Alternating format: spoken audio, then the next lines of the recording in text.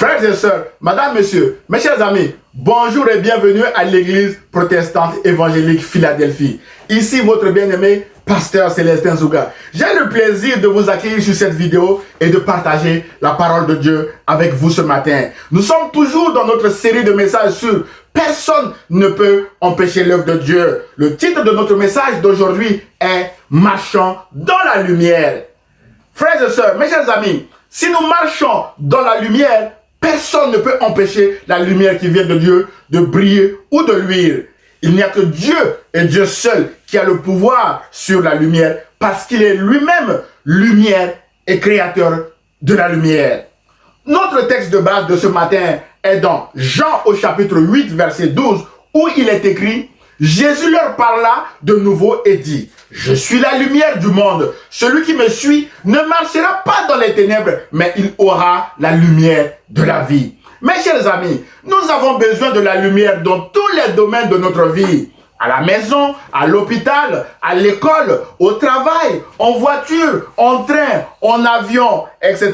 La lumière, mes bien-aimés, c'est la vie. Nous sommes éclairés de jour comme de nuit grâce à la lumière. Malheureusement, parfois, il peut arriver ce que nous appelons un délestage électrique ou une rupture d'électricité qui nous plonge dans le noir ou dans les ténèbres, avec parfois des conséquences dommageables très importantes. Alors, notre question, mes bien-aimés, de ce matin est comment marcher dans la lumière afin d'éviter toute interruption de lumière, mes bien-aimés dans le Seigneur.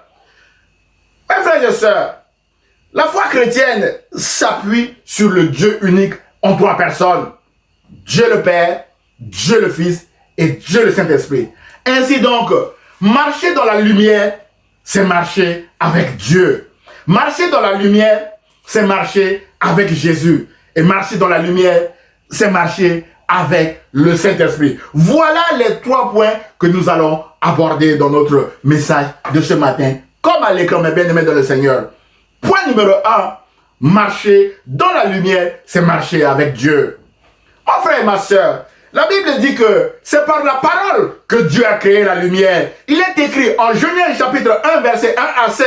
Au commencement, Dieu créa le ciel et la terre. Or, la terre était alors infime et vide. Un chaos, mes bien-aimés dans le Seigneur. Les ténèbres couvert l'abîme et l'Esprit de Dieu, c'est-à-dire le Saint-Esprit, planait au-dessus des eaux. Et Dieu dit alors que la lumière soit et la lumière fut. Dieu vit que la lumière était bonne et il sépara la lumière des ténèbres. Il appela la lumière jour et les ténèbres nuit. Mes chers amis, alors que toute la terre était dans la nuit, le chaos et les ténèbres, bien-aimés dans le Seigneur, Dieu a créé la lumière pour contrer les ténèbres, rien que par la parole. Voyant que la lumière était bonne, mes bien-aimés dans le Seigneur, Dieu a séparé la lumière des ténèbres. C'est une séparation éternelle. La lumière et les ténèbres ne seront jamais ensemble parce que Dieu en a décidé ainsi. Dieu les a séparés, mes bien-aimés dans le Seigneur. En effet, la lumière brille, la lumière éclaire pour nous faciliter la vue, mes bien-aimés, pour nous orienter dans la bonne direction,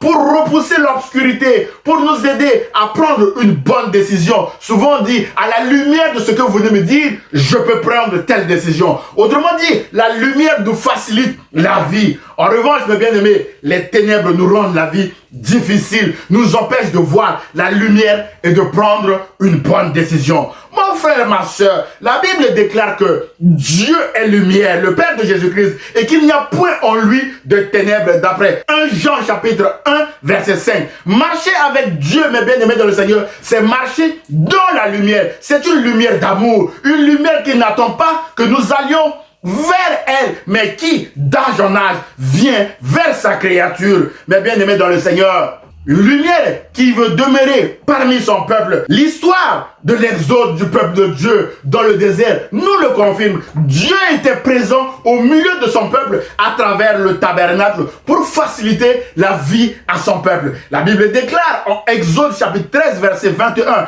à 22 que l'Éternel allait devant eux le jour dans une colonne de nuée pour les guider dans leur chemin et la nuit dans une colonne de feu pour les éclairer, afin qu'ils marchassent jour et nuit. La colonne de nuée ne se retirait point de devant le peuple pendant le jour, ni la colonne de feu pendant la nuit. Autrement dit, mes bien-aimés dans le Seigneur, Dieu est lumière. Et c'est à ce titre que Dieu était toujours devant son peuple pour le guider, pour l'éclairer dans sa marche vers la terre promise. Mon frère, ma soeur, peut-être que ce matin, les ténèbres vous ont envahi à tel point que vous ne savez quoi faire, quelle direction prendre, où aller. Le même Dieu qui a guidé et qui a conduit son peuple vers la terre promise à travers une colonne de nuée et une colonne de feu, mes bien-aimés dans le Seigneur, est encore vivant aujourd'hui et le sera encore au siècle des siècles. C'est ce Dieu, mes bien-aimés dans le Seigneur, qui vous tend la main ce matin à travers ce message en vous disant qu'il est lumière et qu'il veut vous éclairer dans les ténèbres où vous êtes. La lumière de ce Dieu fait fuir les ténèbres. Dieu veut vous guider. Dieu veut vous éclairer. Acceptez-vous que Dieu vous éclaire et vous guide là où vous êtes, mes bien-aimés dans le Seigneur.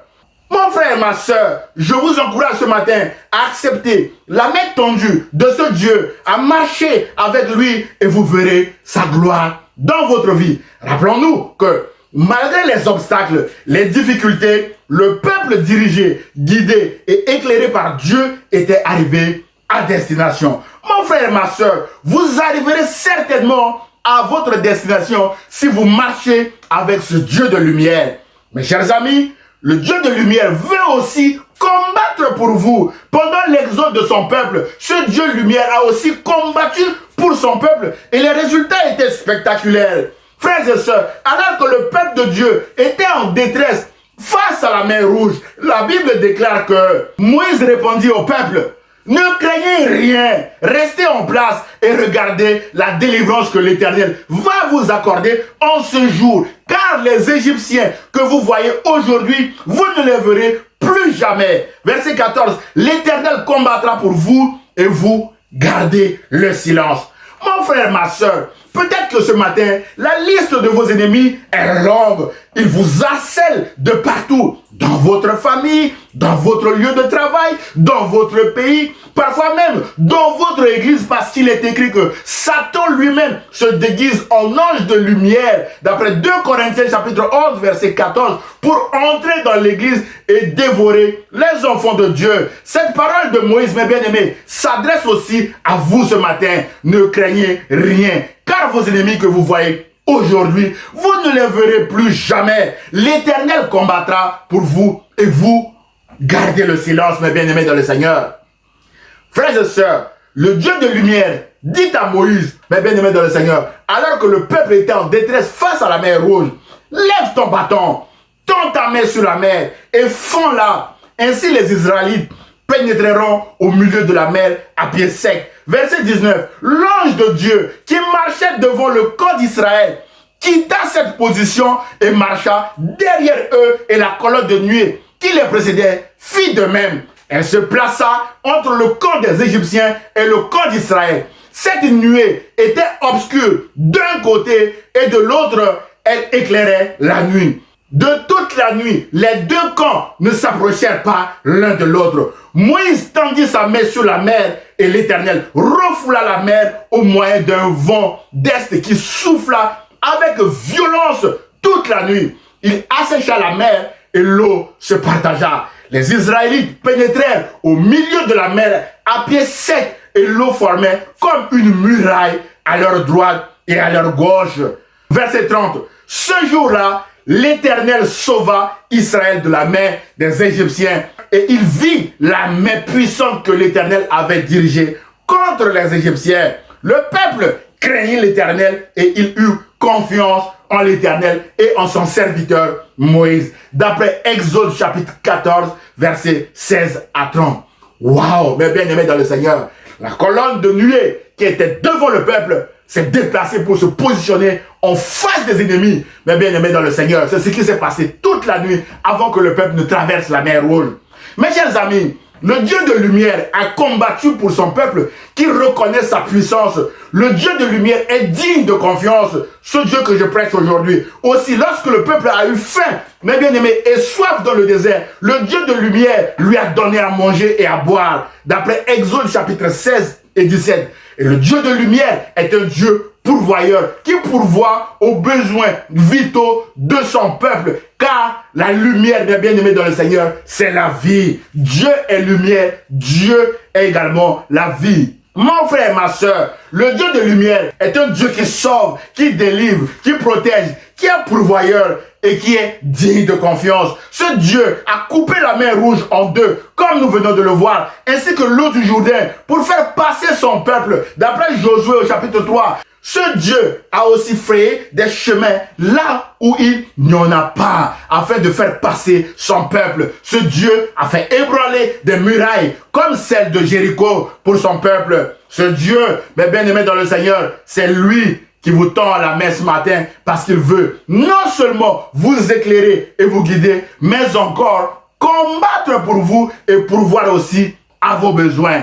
Acceptez-vous ce matin de marcher dans la lumière de ce Dieu, mes bien-aimés dans le Seigneur. Les ténèbres fuiront loin de vous si vous marchez avec le Dieu de lumière que je prêche ce matin, mes bien-aimés dans le Seigneur.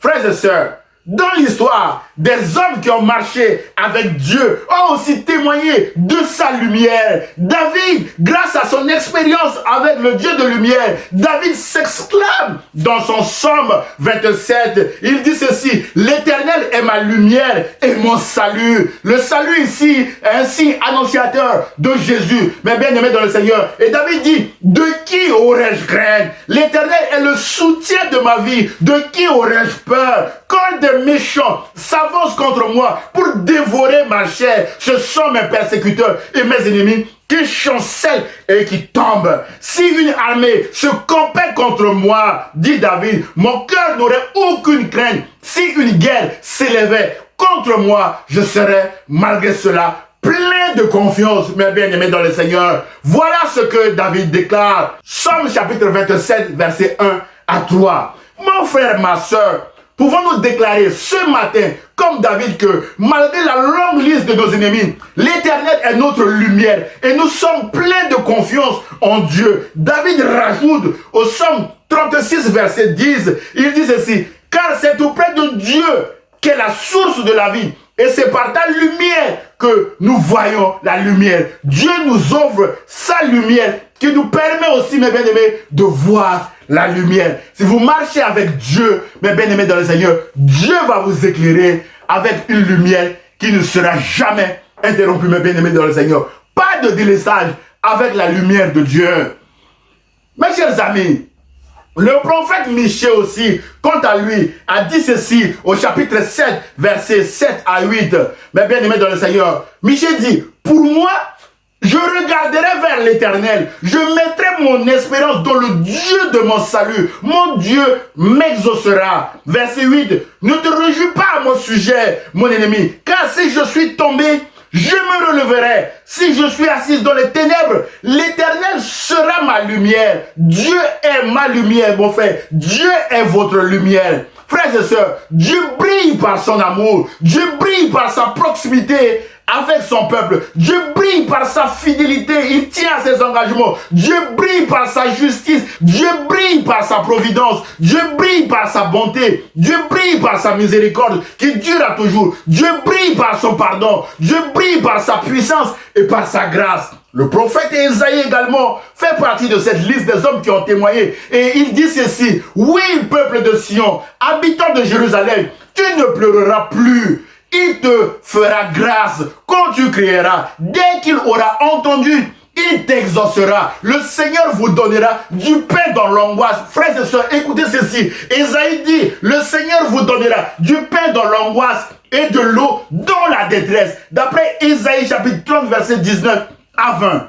Frères et sœurs, peut-être que ce matin, vous êtes en train de pleurer dans l'angoisse et dans la détresse pour un besoin particulier. Peut-être que vous êtes abattu dans le noir, dans les ténèbres. Cette parole d'Ésaïe est à vous et à moi. Le Dieu lumière vous voit crier à lui et il vous fera grâce, mes bien-aimés dans le Seigneur. Ne pleurez pas. Saisissez par la foi la main de ce Dieu lumière. Dieu est lumière et veut guider votre vie, veut combattre pour vous et aussi pourvoir à vos besoins comme il a fait pour son peuple dans le désert. Saisissez, mes bien-aimés, cette parole d'Ésaïe que Dieu vous fera grâce quand vous crierez à lui. Le psalmiste, oh mes bien-aimés, déclare dans le psaume 119, verset 105 que ta parole est une lampe à mes pieds et une lumière sur mon sentier. Frères et sœurs, saisissez une parole de Dieu et gardez-la, ça sera votre lumière, mes bien-aimés dans le Seigneur. Ça sera une lampe à vos pieds et une lumière sur vos sentiers. Alors, qui est cette parole, mes bien-aimés dans le Seigneur? Ce qui nous permet d'aborder le deuxième point de notre message, mes bien-aimés dans le Seigneur. Marcher dans la lumière, c'est marcher avec Jésus-Christ. Frères et sœurs, mes chers amis, pendant l'exode du peuple de Dieu, la présence de Dieu ou la proximité de Dieu à son peuple était marquée par le tabernacle. La Bible déclare en Exode chapitre 40, verset 36 à 38 que à chacune de leurs étapes, les Israélites partaient quand la nuée s'élevait au-dessus du tabernacle. Verset 37. Et si la nuée ne s'élevait pas, ils ne partaient pas jusqu'à ce qu'elle s'élève. De jour, la nuée de l'Éternel était sur le tabernacle. De nuit, il y avait un feu à l'intérieur de la nuée. Elle était visible de toute la communauté d'Israël à chacune de leurs étapes. Mais bien aimés dans le Seigneur, si Dieu est resté fidèle à ses engagements, si Dieu a brillé par sa fidélité envers Abraham en conduisant son peuple vers la terre promise, le peuple, quant à lui, n'est pas resté fidèle. Le peuple a même demandé à Dieu, à travers la voix du prophète Samuel, de leur donner un roi qui va désormais les diriger et non Dieu. Ils n'ont plus besoin de la lumière. La Bible déclare en 1 Samuel chapitre 8, versets 7 à 8 que l'Éternel dit à Samuel, ce n'est pas toi qu'il rejette, c'est moi, afin que je ne règne plus sur eux. Ils agissent envers toi comme ils l'ont fait depuis que je les ai fait sortir d'Égypte jusqu'à aujourd'hui. Ils m'ont abandonné pour servir d'autres dieux. Frères et sœurs, Dieu leur a donné un premier roi, Saül, qui a brillé par sa désobéissance à Dieu et son orgueil en érigeant un monument à sa propre gloire. D'après 1 Samuel chapitre 15, Saül sera rejeté par Dieu et remplacé par David. Puis le peuple a connu une succession de rois avec chacun leur forfait également. Mais bien aimés dans le Seigneur, ces différents rois n'ont pas vraiment répondu aux attentes du peuple. Frères et sœurs, dans sa grâce, Dieu va se rapprocher encore de son peuple par la naissance de Jésus. Environ 700 ans avant la naissance de Jésus, le prophète Ésaïe avait reçu cette prophétie. Le peuple qui marchait dans les ténèbres voit une grande lumière sur ceux qui habitaient le pays de l'ombre de la mort. Bien-aimés dans le Seigneur, sans Dieu, vous habitez un pays qui s'appelle pays de l'ombre de la mort. Et la Bible dit, sur ceux qui habitaient le pays de l'ombre de la mort, une lumière resplendit. D'après Ésaïe chapitre 9, verset 1, cette lumière, mes bien-aimés, est Jésus-Christ et confirmée, mes bien-aimés dans le Seigneur, par Matthieu au chapitre 4, verset 16. Frères et sœurs, mes chers amis, l'apôtre Jean, dans son prologue, présente Jésus comme étant la parole faite chair et aussi la véritable lumière qui éclaire tout homme, mes bien-aimés dans le Seigneur. La Bible déclare en Jean chapitre 1, verset 1 à 9, que je vous invite à lire l'intégralité chez vous. Il dit ceci, au commencement était la parole, et la parole était avec Dieu, et la parole était Dieu. Verset 4, en elle, c'est-à-dire en la parole, était la vie, et la vie était la lumière des hommes. La lumière, lui, dans les ténèbres, et les ténèbres ne l'ont point reçu. Mais bien aimé dans le Seigneur, cette lumière était la véritable lumière qui, en venant dans le monde, éclaire tout homme. Mes chers amis, Jésus-Christ est la véritable lumière qui éclaire tout homme ou toute femme. Et la lumière, c'est la vie. Marcher dans la lumière, c'est marcher avec Jésus. Jésus lui-même a déclaré en Jean chapitre 8, verset 12, que nous avons lu tout à l'heure, que je suis la lumière du monde. Celui qui me suit ne marchera pas dans les ténèbres, mais il aura la lumière de la vie. Mes bien-aimés dans le Seigneur, mes chers amis, Jésus a brillé par son amour envers les riches en allant chez Zachée. D'après Luc chapitre 19, verset 1 à 10, Jésus a brillé par son amour envers les pauvres en félicitant la pauvre femme veuve qui a donné en offrande tout ce qu'elle possédait alors que les autres ne donnaient que leur superflu. D'après Marc chapitre 12, verset 43 à 44, Jésus a brillé par son intégrité en payant l'impôt du temple. D'après Matthieu chapitre 17, versets 24 à 27, Jésus a brillé par sa justice en séparant les affaires de César des affaires de Dieu. Autrement dit, à César ce qui est à César et à Dieu ce qui est à Dieu. Luc 20, 25, Jésus a brillé par sa compassion en pleurant avec les sœurs de Lazare, Marthe et Marie, et en ressuscitant Lazare de la mort. D'après Jean chapitre 11, Jésus a brillé par son ministère en guérissant les malades, en délivrant des démoniaques, en ouvrant les yeux des aveugles, en parlant au vent, à la tempête, en marchant sur l'eau. Mais bien aimé dans le Seigneur, et Jésus a brillé par son obéissance en allant à la croix. Jésus a brillé également par sa résurrection et Jésus a brillé par son élévation au ciel. Et Jésus brillera également, mes bien-aimés dans le Seigneur, par son retour. La liste, mes bien-aimés, est longue. Mon frère, ma soeur, peut-être que ce matin, les circonstances de votre vie vous laissent croire que vous êtes dans les ténèbres, que vous êtes dans le noir et vous n'avez plus de vie. Jésus est la lumière du monde et vous tend la main à travers ce message. Jésus veut vous faire sortir de vos ténèbres afin que vous marchiez avec lui dans la lumière. La Bible dit que celui qui suit Jésus ne marche pas dans les ténèbres, mais il aura la lumière de la vie. On souligne lumière et vie. Jean 8, 12. Mais bien aimé dans le Seigneur, notre verset du jour. Vous aurez la lumière de la vie en suivant Jésus, car Jésus lui-même est la vie, d'après Jean chapitre 14, verset 6. Acceptez-vous, mes bien-aimés dans le Seigneur, madame, messieurs, que Jésus vous donne cette lumière maintenant.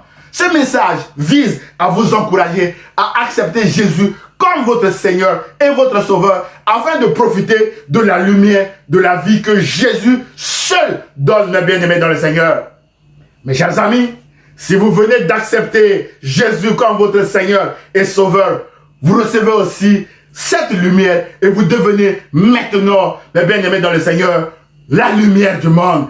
À cet effet, mes bien-aimés dans le Seigneur, je vous recommande de rejoindre une église ou un groupe de prière où les frères et sœurs vont vous soutenir par la prière. Vous êtes désormais également enfants de lumière et vous devez aussi briller. Jésus a dit en Matthieu chapitre 5 verset 14 à 16 que vous êtes la lumière du monde. Une ville située sur une montagne ne peut être cachée. Et on n'allume pas une lampe pour la mettre sous le boisson, mais on la met sur le chandelier et elle éclaire tous ceux qui sont dans la maison. Verset 16. Que votre lumière luise ainsi devant les hommes, afin qu'ils voient vos bonnes œuvres, on souligne bonnes œuvres, mes bien-aimés dans le Seigneur, et qui glorifient votre Père qui est dans les cieux. Ainsi donc, mes bien-aimés dans le Seigneur, vous devez lui, par vos actions, par vos paroles, dans votre famille, dans votre lieu de travail, dans votre église, dans votre association, dans votre maison, et là où vous êtes, mes bien-aimés dans le Seigneur. Mes chers amis, votre lumière doit porter des fruits. L'apôtre Paul dit aux Éphésiens, au chapitre 5, versets 8 à 12, « Autrefois vous étiez ténèbres, et maintenant vous êtes lumière dans le Seigneur. Marchez comme des enfants de lumière, car le fruit de la lumière consiste en toutes sortes de bonté, de justice et de vérité. » Mais bien aimés dans le Seigneur, il dit ceci l'apôtre Paul, « Examinez ce qui est agréable au Seigneur, et ne prenez point part aux œuvres infructueuses des ténèbres, mais plutôt condamnez-les, car il est honteux de dire ce qu'ils font en secret. » On souligne au verset 12, l'apôtre Paul dit, il est honteux de dire ce qu'ils font en secret. Le monde du ténèbre. Mon frère et ma soeur, marchez désormais dans la bonté, dans la justice et dans la vérité, qui sont les fruits de la lumière. Rejetez les œuvres infructueuses des ténèbres, qui se font souvent en secret et qui sont des œuvres de honte selon l'apôtre Paul.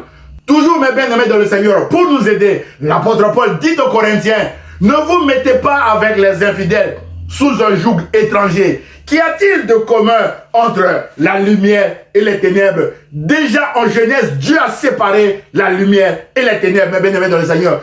Verset 15, est-ce que Christ peut être d'accord avec Satan? C'est l'apôtre Paul qui pose cette question. C'est pourquoi, sortez du milieu d'eux et séparez-vous, dit le Seigneur, d'après 2 Corinthiens chapitre 6, versets 14 à 17. Frères et sœurs, mes chers amis, comme Jésus, nous devons aller vers les gens de mauvaise vie, vers ceux qui sont perdus, vers ceux qui sont dans les ténèbres, afin de luire par nos paroles et nos actes, mes bien-aimés dans le Seigneur, et de les gagner à Christ. Tout Toutefois, l'apôtre Paul nous met en garde de ne pas transiger avec notre identité d'enfant de lumière et surtout de ne pas nous laisser corrompre par ceux qui décident radicalement de rester dans les ténèbres malgré notre lumière. Nous devons nous séparer d'eux si malgré notre lumière, malgré notre message, ceux-ci font le choix délibéré de rester dans les ténèbres afin de servir leur maître Satan. Mon frère, ma soeur, soyez courageux de perdre des amis ou des personnes de ce genre qui sont autour de vous à cause de Christ, à cause de la décision que vous venez de prendre maintenant de suivre Jésus-Christ. Jésus vous donnera d'autres amis, des frères et sœurs, comme il a promis en Luc chapitre 18, versets 29 à 30. Votre lumière, mes bien-aimés dans le Seigneur, vous amènera également d'autres amis, d'autres frères et sœurs, mes bien-aimés dans le Seigneur, dans la communion fraternelle. Mes chers amis, l'apôtre Paul dit également aux Philippiens, faites toutes choses sans murmure ni hésitation, afin que vous soyez irréprochables et purs, des enfants de Dieu irrépréhensibles au milieu d'une génération perverse et corrompue, parmi laquelle vous brillez comme des flambeaux dans le monde. En souligne, vous brillez comme des flambeaux dans le monde, portant la parole de vie. D'après Philippiens chapitre 2, versets 14 à 16. Frères et sœurs, nous sommes des flambeaux dans le monde, portons la parole de vie. Nous portons une parole de vie en nous. Mes bien-aimés dans le Seigneur, le rôle d'un flambeau est de briller, d'éclairer et de donner la vie aux autres. Nous devons luire en proclamant cette parole qui est Jésus. Mes bien-aimés dans le Seigneur, autour de nous, Jésus est le chemin, la vérité et la vie. Jésus nous recommande de ne pas cacher notre lumière, notre identité, car on n'allume pas une lampe pour la mettre sous le chandelier, mais pour la mettre le plus haut possible dans une pièce afin qu'elle éclaire toute la maison. Que votre lumière luise partout où vous allez, mes bien-aimés dans le Seigneur. Alors, sur qui s'appuyer, mes bien-aimés dans le Seigneur, pour luire partout? Frères et sœurs, cette question nous amène à aborder le troisième et dernier point de notre message. Marcher dans la lumière, c'est marcher avec le Saint-Esprit. Frères et sœurs, dans cette partie, je vous recommande de regarder notre série de messages sur le Saint-Esprit, notamment l'incontournable Saint-Esprit, le Saint-Esprit selon l'apôtre Paul et le Saint-Esprit selon l'évangile de Jean. Aussi, mes bien-aimés, notre message de la semaine dernière sur « Soyez remplis de l'Esprit » pourront vous aider à marcher dans la lumière avec le Saint-Esprit. Ces 4 messages sont encore disponibles en ligne. Mes chers amis, marcher dans la lumière, c'est marcher avec le Saint-Esprit, qui est aussi Dieu. Le Saint-Esprit, aussi appelé l'Esprit de vérité, qui s'oppose au mensonge, dont le diable est reconnu pour père. Mais bien aimé dans le Seigneur, Jésus déclare que quand le Consolateur sera venu, l'Esprit de vérité, il vous conduira dans toute la vérité. On souligne toute la vérité. Et il vous annoncera les choses à venir. D'après Jean chapitre 16, verset 13. Mon frère, ma soeur, la lumière et la vérité marchent ensemble. Jésus est la lumière du monde. Jean chapitre 8, verset 12. Et Jésus est aussi la vérité. Jean chapitre 14, verset 6. Ainsi, celui qui veut marcher dans la lumière doit dépendre du Saint-Esprit qui est un esprit de vérité. En effet, c'est le Saint-Esprit qui nous guidera sur la bonne direction pour lui. C'est le Saint-Esprit qui nous ouvrira des portes que personne ne peut fermer pour lui. C'est le Saint-Esprit qui nous équipera des dons nécessaires pour lui partout comme enfants de lumière. Et c'est le Saint-Esprit qui fermera aussi les mauvaises portes qui pourront nous faire sortir du plan de Dieu. Mes bien-aimés dans le Seigneur, pour notre vie.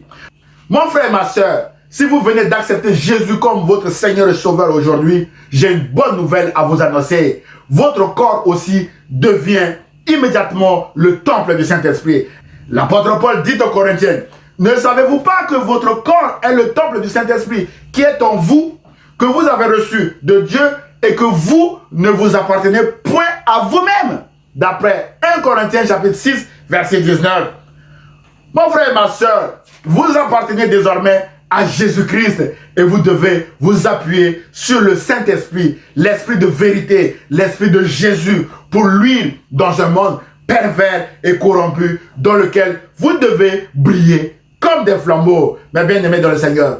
En conclusion de ce message, frères et sœurs, mes chers amis, Nous avons besoin de la lumière dans tous les domaines de notre vie, car la lumière, c'est la vie. Jésus a dit en Jean chapitre 8, verset 12 que « Je suis la lumière du monde », notre verset du jour. Celui qui me suit ne marchera pas dans les ténèbres, mais il aura la lumière de la vie. Plus loin, Jésus rajoute en Jean chapitre 12, verset 35 à 36 que « Celui qui marche dans les ténèbres ne sait pas où il va. » Et il dit « Croyez en la lumière afin que vous soyez des enfants de lumière. » Autrement dit, croyez en Jésus afin que vous soyez des enfants de lumière. Mon frère, ma soeur, acceptez-vous ce matin Jésus comme votre Seigneur et Sauveur? Mes chers amis, si nous voulons savoir où nous voulons aller, alors marchons dans la lumière. Et cette lumière est Jésus-Christ. Croyons en Jésus-Christ. L'apôtre Jean, qui a marché avec Jésus, a déclaré ceci en 1 Jean chapitre 1, verset 5 à 7. L'apôtre Jean, qui était proche de Jésus, a dit ceci.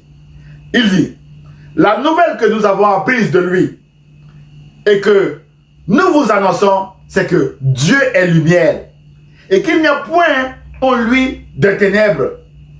Si nous disons que nous sommes en communion avec lui et que nous marchons dans les ténèbres, nous mentons et nous ne pratiquons pas la vérité. Mais si nous marchons dans la lumière comme il est lui-même dans la lumière, nous sommes mutuellement en communion et le sang de Jésus, son Fils, nous purifie de tout péché. Nous sommes mutuellement en communion et le sang de Jésus, son Fils, nous purifie de tout péché. D'après 1 Jean chapitre 1, verset 5 à 7. Mon frère, ma soeur, madame, monsieur, mes chers amis, voulez-vous être en communion avec Dieu le Père, Dieu le Fils et Dieu le Saint-Esprit?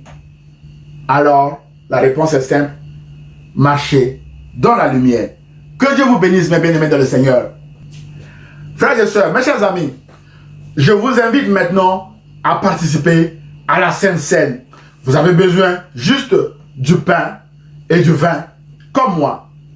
Je lis la Bible dans 1 Corinthiens au chapitre 11, versets 23 à 26, où il est écrit « Car j'ai reçu du Seigneur ce que je vous ai enseigné, c'est que le Seigneur Jésus, dans la nuit où il fut livré, prit du pain, et après avoir rendu grâce, le rompit et dit « Ceci est mon corps qui est rompu pour vous. Faites ceci en mémoire de moi. » Partageons.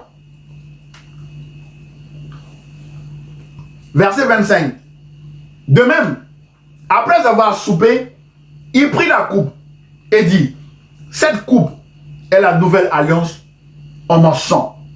Faites ceci en mémoire de moi toutes les fois que vous en boirez. Car toutes les fois que vous mangez ce pain et que vous buvez cette coupe, vous annoncez la mort du Seigneur jusqu'à ce qu'il vienne. Partageons, mes bien-aimés dans le Seigneur.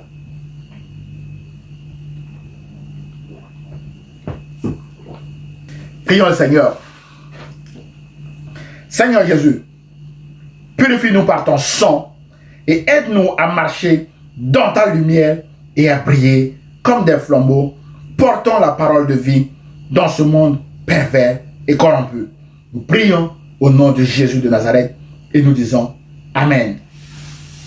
Frères et sœurs, mes chers amis, si vous avez aimé le message, merci de le liker et de le partager à vos proches. Vous pouvez également m'envoyer un mail d'encouragement, vos sujets de prière, vos questions, vos remarques, mes bien-aimés, à église-philadelphie-785@gmail.com. J'aurai le plaisir de vous répondre. À dimanche prochain, à 10 h, sur la page Facebook ou la chaîne YouTube de l'église protestante évangélique Philadelphie.